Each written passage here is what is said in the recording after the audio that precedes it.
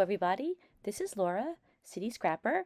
Thank you so much for joining me today. Today I have a layout that I made for a Punched Out Thursday to die for. In these videos we use our punches and our dies in order to create scrapbooking layouts. For this layout I'm using the Vicki Boutin Storyteller collection. In order to create the background I used a dark green piece of paper to anchor all of the other papers to, and then I gutted a piece of black and white paper that had type on it. That's not from the Vicki Boutin collection, but I thought it went really well with the collection. Then I cut a piece of lighter green paper, the one that I have right here. I cut that a little bit smaller. And then I cut some strips of this red paper that is from the Vicki Boutin collection, and I'm making another mat in red. And I use this technique all the time when I don't have a full piece of paper to gut in order to back a layout or create a background for a layout. I cut 4 strips of red paper for this layout, and I cut them about 3/4 of an inch wide. You could make them any width that you want, but I know that I'm going to have just a small amount of the red mat showing. And then I attached 2 strips of paper down on opposite sides, and then I cut 2 of the papers with 2 of the corners on each of those papers at 45-degree angles. I selected this piece of pattern paper for the background. I thought that this was a good choice because it's a light color and yet it has a lot of touches of all the different colors that are in the collection. I use some ATG adhesive and I attach those 2 layers down, and now I'm ready to start working on the layout. I just wrote the date on the back of my layout so I don't forget. Sometimes I do forget and I have to peel up the photo. In the 6x8" pad there was a sheet that looked kind of like graph paper, so I mounted my photo on that. And I've been noticing a lot of scrapbookers are making layouts that have very large shapes on them. And I really like triangles, so I thought that I would try to make a layout with some very large triangles. So I cut out 2 triangles, one in a black dotted pattern paper and one in the blue pattern paper that you see right now. I used some papers that were already cut into and I created those triangles. And they're similar sizes, but the blue triangle is a little bit bigger. And then I use a 6x8" piece of paper to create another triangle, although it's not a complete triangle. Since I knew that it would be tucked behind the other triangles, I didn't worry that the 6x8" pad or paper wasn't big enough to make a complete triangle. So I'm struggling a little bit with my photo throughout this whole process. First, I had the photo in a 4x4" format, and I mounted it on some pattern paper, as you saw. And then I decided that there was really nothing happening on the bottom of the photo, and I thought it would look nice a little bit smaller, so I cut it a little smaller, so I had to remount the photo on some more white cardstock. And before I cut the photo down, you may have noticed I also backed the photo with some gold colored pattern paper and then some black cardstock. But for right now, I'm just leaving the photo with the white border. I really liked this pattern paper that was also in the 6x8" pad.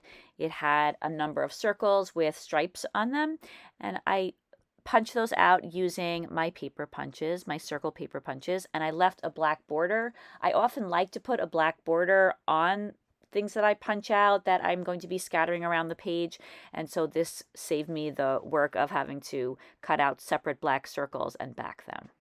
I distressed the edges of all 3 triangles, and I used my scissors to do that. And then I backed each of the triangles with some thick cardstock.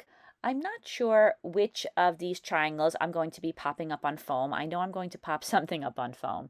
And I prefer the look of pattern paper when it's popped up with foam, when it has some thicker paper that's backing it. When I've tried to pop up pattern paper without reinforcing it, I sometimes find that it looks a little wavy once it's popped up on the foam. So this is just something that I like to do. I think that it makes the layout overall look a little cleaner and a little bit better. I know that I definitely want to pop up the large blue triangle on some foam, so I'm using some adhesive fun foam and cutting it to size and backing it.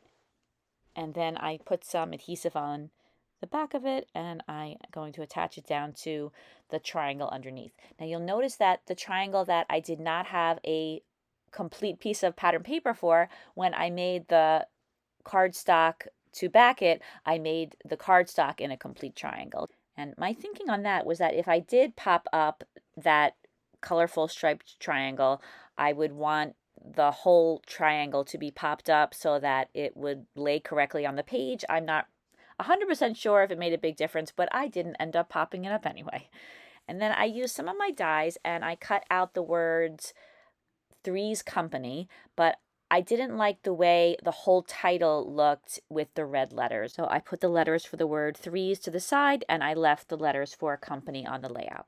The name for the title came from my daughter. I asked her what I should call this photo, and she said, how about Three's Company? And then I said, oh, that's such a great idea. And then she said, I don't really know what that means or where that came from. And I said, well, I do, because I'm a lot older than you, and there was a TV show that was called that many years ago.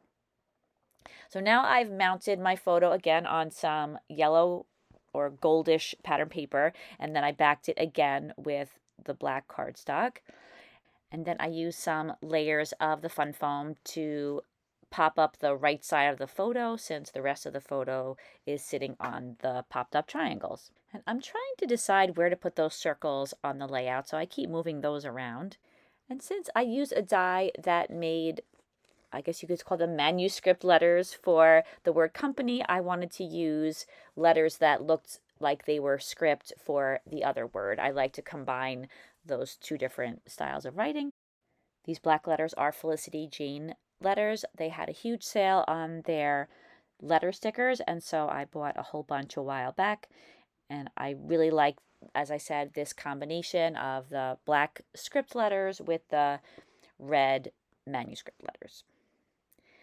In order to make the word company stand out a little more, I cut out the same letters again using some black cardstock, and I'm slightly offsetting them and attaching them behind the red letters. I added a large circle that is from a die that I have in my stash. I'm not sure what you call those big round circles. They look like they're film.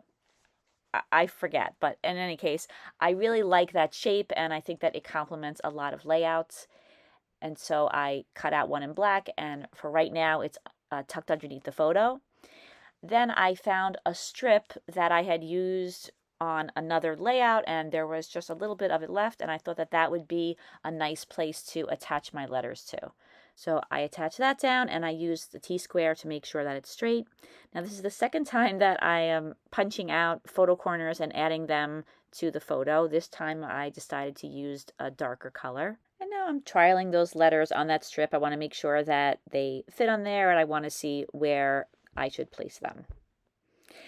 And then I went to sleep, and the next day I woke up and I didn't like that pattern paper background at all. And I totally changed direction, and I took everything off the layout, and I'm going to rework most of what I've done. I took a piece of gessoed thick white cardstock. This is 120-pound paper, and I roughly drew where the triangles are going to go on the background with a pencil. I was careful to make the triangle a little bit smaller because sometimes it's very hard to get those pencil lines off.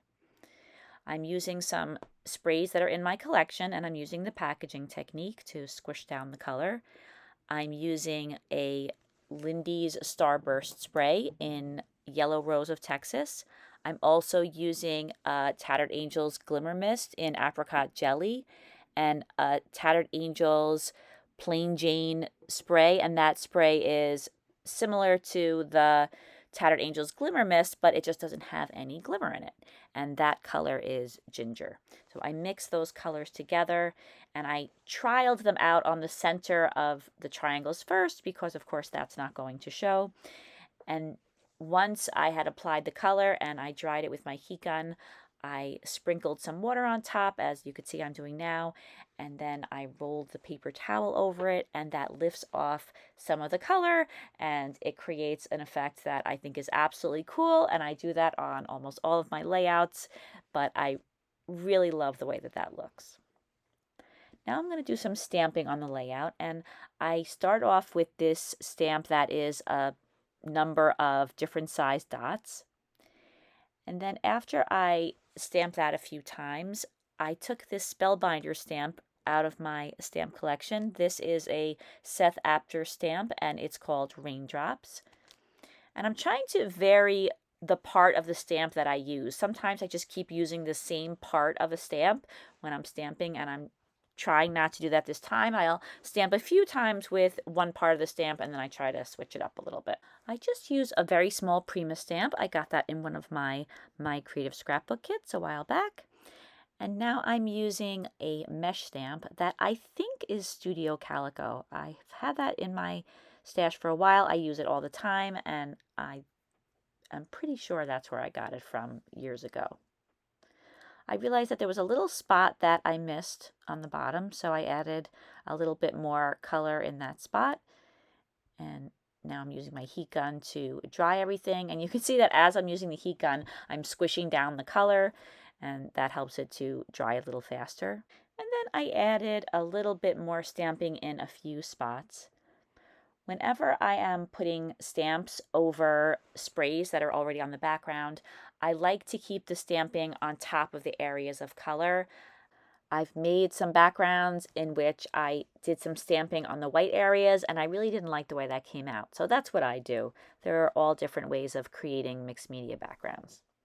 So I want to add some splatters to the background. I start out with some black splatters, and this is watered down black acrylic paint. And this is looking very messy, but don't worry, this whole area gets covered up by the triangles. The reason that I spread out that black paint was because I knew that it wouldn't be visible in the final layout, but the splatters that fell there were really, really thick, and those splatters take a really long time to dry, so I just wanted to spread them out so they would dry more quickly because I didn't want to be waiting for splatters to dry that wouldn't even be visible. After I dried the black splatters with a heat tool, I wanted to add some yellow splatters. So I used those same colors that I used earlier. I'm using the Yellow Rose of Texas and the Apricot Jelly, and I just sprinkle those around the layout. And then after those are dry, I do the same thing with some watered down white acrylic paint and add some white splatters to the layout. And I tend to add a lot of white splatters. You don't really see white splatters in the end because the paint is pretty watered down, but just like all the other splatters and techniques, it makes an impact on the final layout, I think. The way I look at it, all of these techniques add up to make interest in the background. I add a few more black splatters, and now I am ready to continue on with my layout. I am attaching those triangles down to the mixed media background.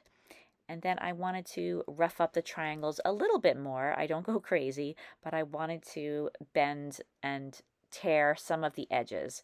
I want to keep the triangle shape, so I don't want to go crazy with bending back the paper, but I do want it to look a little more distressed. So I just peeled this strip of paper up from the other layout, and I'm going to attach it down in the same place. But once again, I'm going to make sure that it's straight using my T-square. And then the next thing I want to do is complete the title and put the word threes on top of company the way I had it on the other layout. And I have to peel these letters off of the cardstock background. I had to glue them down. I had to glue them down on both backgrounds because even though they're very pretty, they really didn't stick. So luckily it wasn't hard to get those letters off of the pattern paper background, even though they were glued down.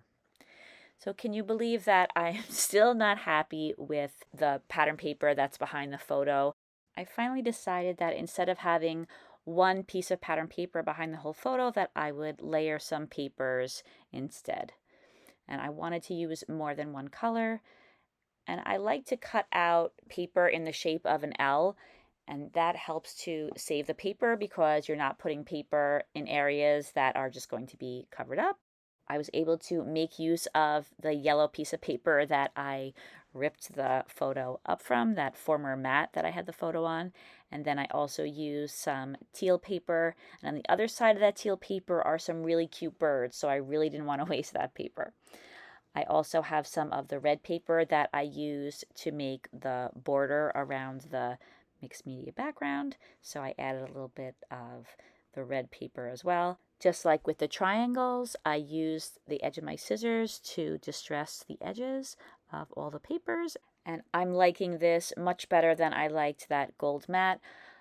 For some reason, for this layout, for this photo, this layered look just appealed to me a lot more. And I'm also very happy with the mixed media background. I also think that that background looks better with this paper collection and with the composition that I have on this layout. This photo is of my older daughter with my two nieces, and it's from several years ago when they were both in college. Now they're all grown up and they're both professionals, but at this time, my older daughter and my younger daughter, they both went to visit their cousins at college, and I know they had a fantastic time. And it's so nice that they're friends. I would have loved to have lived close to my cousins and had the kind of friendship that they have. So I'm happy that they are able to enjoy that.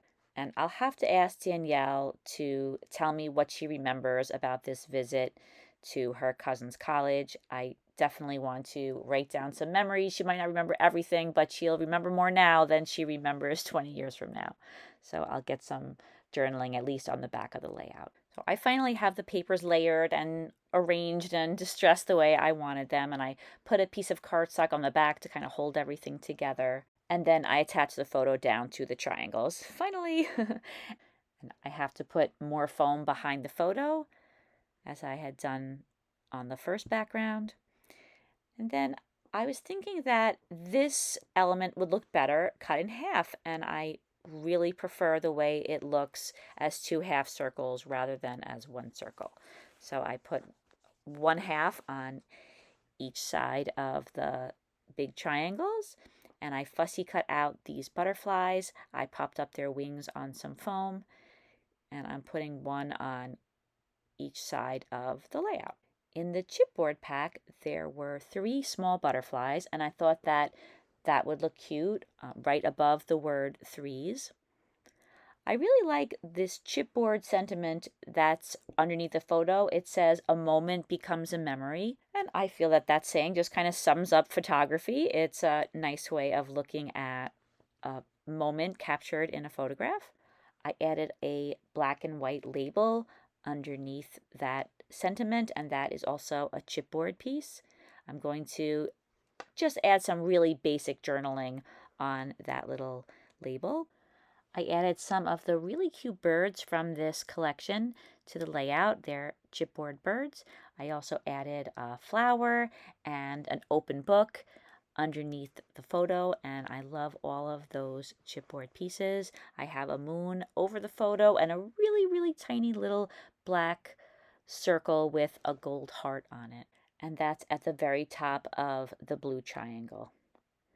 And then I go around to the layout, and of course I add some extra adhesive to chipboard because we all know that chipboard does not stick. It's one of my favorite embellishments, but it definitely needs a little bit of extra adhesive to stay put. I used up a lot of the really small elements on previous layouts, but there was one very tiny gold star, and I thought that it would look nice right above this butterfly on the left-hand side of the page. And that completes this layout, everybody. Here are some close-ups. Thank you so much for sticking with me through this video that had some twists and turns, but I really hope that you enjoyed the video. In the description box, you'll find links to the channels of Sonia, Ronnie Sue, Kathy, and Dorothy. And I hope to see everybody again next week. Take care, everybody. Bye-bye.